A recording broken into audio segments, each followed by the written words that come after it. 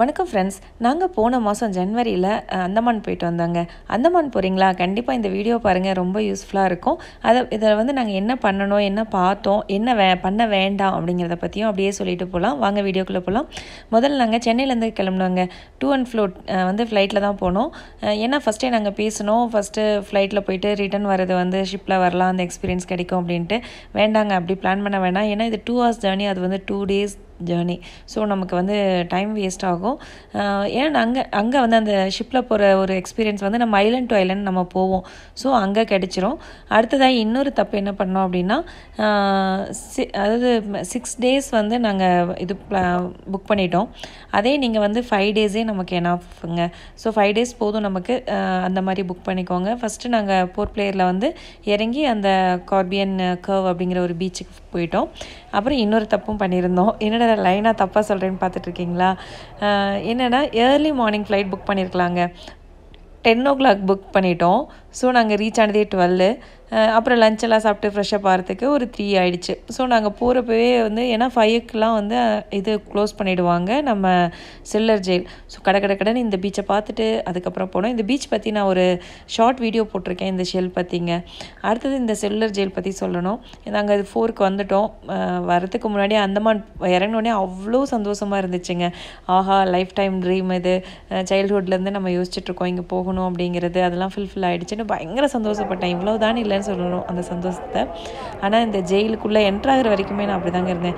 ஜெயிலுக்குள்ளே என்ட்ரானோடனே அவ்வளோ கஷ்டமாக இருந்துச்சு. நம்ம சுதந்திரம் வந்து இவ்வளோ கஷ்டப்பட்டு வாங்கி கொடுத்துருக்காங்களா அப்படிங்கிறது இங்கே வந்து நம்ம கண்கூட பார்க்கலாம். ரொம்ப கஷ்டமாக இருந்துச்சு. அதுக்காகவே இந்த வீடியோ லேட் ஆச்சுன்னு சொல்லலாம். இந்த இதை வைக்கலாமா இல்லை வேண்டாமா அப்படிங்கிற குழப்பத்தில். வாங்க, அவர் அப்படியே ஒரு கைடு, அவர் எக்ஸ்பிளைன் பண்ணுறதை நம்ம அதாவது ஈரோட்டுக்காரன் சொல்றாங்க, இவர் அரெஸ்ட் பண்ணாங்க 1933 முன்னாடி அரெஸ்ட் பண்ணாங்க. 2-3 வருஷம் தான் ஜெயில வச்சிருந்தாங்க. நாடு கடத்தினாங்க இவரை. ஏன் சொன்னா இவர் பூரா பிரிட்டிஷ்காரங்க மேல நிறைய கேஸ் போட்டிருந்தாராம். அதனால இவரை கொண்டாந்து அந்தமான் சிறைச்சாலையில ஒரு 3 வருஷம் வச்சிருந்தாங்க. இவர்தான் வீர் சவார்கர், ரொம்ப ஃபேமஸ். அவருடைய நேம் வந்து விநாயக் தாமோதர் சவார்கர்.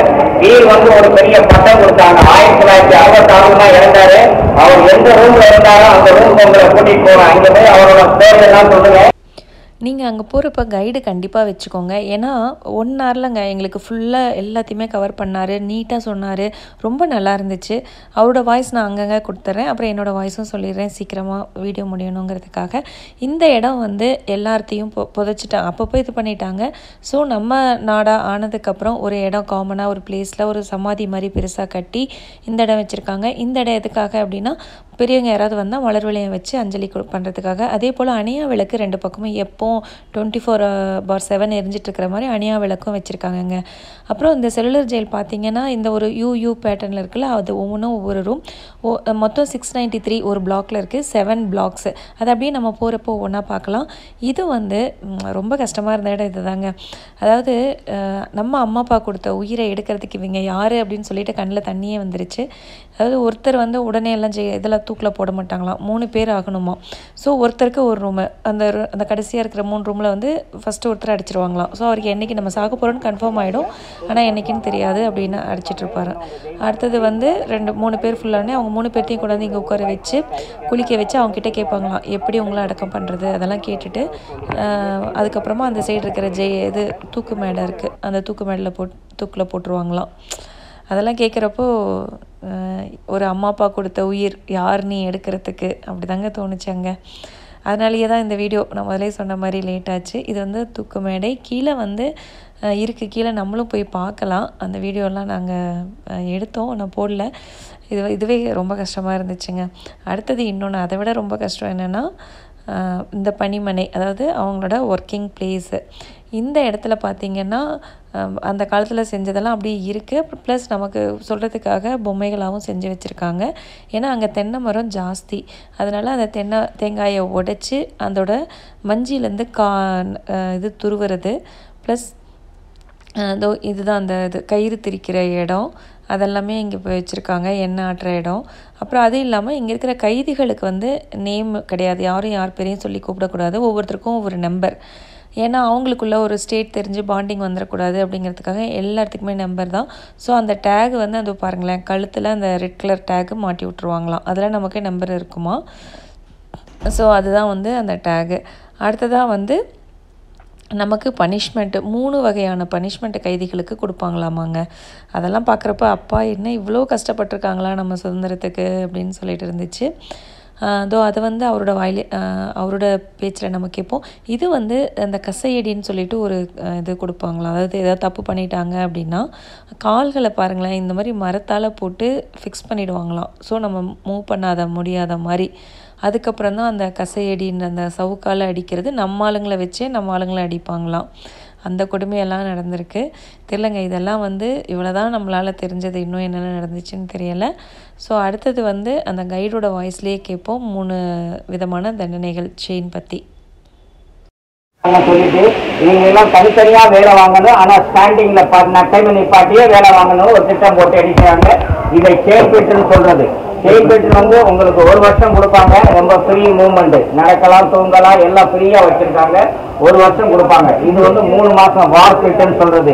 வேலை செய்ய டயத்துல வந்து கையை விட்டுறணும், மூவ்மெண்ட் ஆகல, ரொம்ப பைய நடக்கணும். கொஞ்சம் ஸ்பீடா நடந்தா அந்த ரிங்கு சுத்த ஆரம்பிச்சிடும், அப்புறம் பிளட் வந்துடும். அவரை வந்து 15 days காலையில கொண்டாந்து லாக் பண்ணிடுவாங்க. ஆனோன்னா அந்த குறுக்கால போடுற இரும்பை எடுத்துருவாங்க. நைட்டு அந்த 5 மணி வரைக்கும் நட்டமே நின்றே வேலை செய்யணும். ஏன்னா அவர் உட்கார கூட முடியாது. இவங்கெல்லாம் கொஞ்ச நேரம் கூட ஆள் இல்லைன்னு சொன்னா ஜமாதார் யாரும் டெண்டர் இல்லைன்னா கொஞ்ச நேரம் உட்கார்ந்துடலாம், அவர் உட்கார முடியாது. ஏன்னா திரும்பவும் முடியாது, மடக்க முடியாது. அந்த மாதிரி குறுக்கால இரும்பு போட்டாங்க. கொஞ்சம் அதுதான் அது 15 days. இது 3 months. இது வந்து 1 year கொடுக்குற பனிஷ்மெண்ட். அப்புறம் ஒரு பனிஷ்மெண்ட்டை பாருங்க, நைட்ல போராடக்கூடாது. நைட்ல யாராச்சும் ரூமுக்குள்ள கத்துனாங்க, கிளாஸ் சொல்லி கத்துனாங்கன்னு சொன்னா உடனே என்ன செஞ்சுவாங்க, இந்த ட்ரெஸ்ஸை எடுத்துட்டு இந்த பனிஷ்மெண்ட் சாப்பிட உள்ள ட்ரெஸ் இதை 2 நாளைக்கு உடம்புல போட்டு விட்டு ரூமுக்கு முன்னாடி கட்டி போட்டுருவாங்க, அப்படியே தொங்க விட்டுருவாங்க. 2 நாளைக்கு அப்படியே இந்த உடம்புல உள்ள சூழாயிரம் உடம்பெல்லாம் காந்த ஆரம்பிச்சிடும். ஏன்னா இந்த பனிஷ்மெண்ட் நெருப்பு மாதிரி எரியுது. இந்த ட்ரெஸ்ல வந்து அப்படியே நட்டமே நிக்கணும் 2 நாளைக்கு. ஒரே நாளையில சொல்றாங்க சரண்டர் ஆயிடும். அந்த சரண்டர் ஆனா இது எல்லாமே நம்ம டச் பண்ணி பார்க்கலாங்க. சணல் நம்ம சாக்கு நம்ம மூட்டை பிடிப்போம் இல்லையா, அந்த சாக்கு தான் அது. இப்போ அதை நினச்சி பாருங்கள், வெயில் காலத்தில் அதை நம்ம ஒரு ட்ரெஸ்ஸாக போட்டிருந்தா எவ்வளோ கஷ்டப்பட்டிருப்போம்னு சொல்லிட்டு அதுதான் அவங்களுக்கு ட்ரெஸ்ஸாக கொடுத்துருக்காங்க. இது அப்படியே ஒவ்வொரு கிளிப்பிங்ஸாக நான் வச்சுருக்கேங்க. அடுத்ததான் இங்கே வந்து ஒரு பெரிய மியூசியம் உள்ளே இருக்குது, ஃபோட்டோ மியூசியம். அதில் வந்து நிறைய ஃபோட்டோஸுங்க ஃபுல்லாகவே எக்ஸ்பிளைன் பண்ணார். நம்ம பார்க்குறதுக்குமே அந்த டைம் அவர் வந்து கரெக்டாக கால்குலேட் பண்ணி கூப்பிட்டு போயிட்டார். அதனால் இது வந்து பார்த்திங்கன்னா சுற்றிடுவாங்க. அதாவது ஒரு முக்கியமான 2-3 ஃபோட்டோக்கு எக்ஸ்பிளைன் பண்ணிவிட்டு சீக்கிரம் வாங்க அப்படின்னு சொல்லிட்டு அந்த டைம் ரொம்பவே அழகாக கீப்பப் பண்ணினார். அடுத்ததான் நம்ம ரூமுக்கு, ஒவ்வொரு ரூமுக்கும், அதாவது முக்கியமாக இருந்தவங்களோட ரூமெல்லாம் காட்டினாங்க. இந்த ரூமில் பார்த்திங்கன்னா மொத்தம் 7 அடி 13 அடி நீளம், 7 அடி அகலம். அப்புறம் இது மாதிரி லாக் சிஸ்டம் வெளியே, இது வந்து லாக்கா. அதுக்கு அடுத்தது பார்த்திங்கன்னா டோர், அதுக்கு அடுத்து ஒரு கேப் இருக்கும், அது வந்து சாப்பாடு கொடுக்கறதுக்காக. ஸோ உள்ளே இருக்கிறவங்களுக்கு வந்து ஒரு பிளேட்டு, ஒரு மண் குவளை தண்ணிக்கும், அப்புறம் யூரின்க்கு இது நைட்டு வந்துச்சுன்னா போகிறதுக்காக இன்னொரு இதுவும் கொடுத்துருவாங்களாம், பவுல் மாதிரி. அதை அவங்க தான் டிஸ்போஸ் பண்ணிக்கணும். இது தாங்க அதோட மினியேச்சர் இது. அதாவது வந்து மொத்தம் 7 விங்ஸ் வச்சு நடுவில் வாட்சிங் டவர் வச்சு கட்டியிருக்காங்க. சரி பிளானுங்க. அது ஒருத்தர் இன்னொருத்தர் முகத்தை அதாவது இந்த பிளாக்ல இருக்கிறவங்க அந்த பிளாக்குக்கு டச்சே கிடையாது, அந்த மாதிரி இருக்கும். 693 people இருப்பாங்க. ஆனால் அவங்க வந்து இந்த பிளாக்லேருந்து அந்த பிளாக்குக்கு தெரியாது. அப்புறம் இந்த நடுவில் இருக்கிற வாட்சிங் டவர் அவங்க மட்டும் ஆக்சஸ் பண்ணிக்கிற மாதிரி வச்சுருக்காங்க. மீதி யாருமே உள்ளே போக முடியாது, வர முடியாது, அந்த மாதிரி இருந்திருக்கு. இப்போ வந்து எல்லாமே கன்ஸ்ட்ரக்ஷன் பண்ணி நம்ம போகிற வர மாதிரி பண்ணியிருக்காங்க. இப்போ இருக்கிற வாட்சிங் டவர்ஸ் 2 தாங்க. மீதி எல்லாமே வந்து டெமாலிஷ் ஆகிடுச்சு. அந்த செங்கல் வந்து அவ்வளோ ஸ்ட்ராங்காக இருந்துச்சுங்களாம். ஸோ அந்த கல்லை தூக்கி போட மனசு இல்லாமல் இப்போ வந்து நம்ம ஹாஸ்பிட்டலாக கட்டி அங்கே இருக்குது, ஹாஸ்பிட்டல் இருக்குது இன்னும். இந்த மாதிரி வச்சுருப்பாங்களாம். அதை வந்து அப்போ நைட் டைமில் டிஸ்போஸ் பண்ணிவிடுவாங்களாம். அதை எல்லாமே ரொம்ப நீட்டாக எக்ஸ்பிளைன் பண்ணாருங்க. இந்த இதெல்லாம் நம்ம பார்த்துட்டதுக்கப்புறம் அந்த கன்ஸ்ட்ரக்ஷனையும் பார்த்துடலாம். இப்போ கட்டியிருக்காங்க இல்லையா, அதுவும் இருக்குது.